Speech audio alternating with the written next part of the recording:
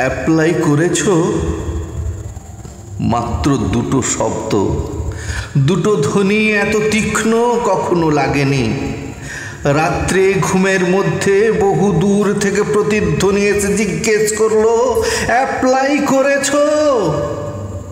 আমার জন্য তুমি অ্যাপ্লাই করেছো?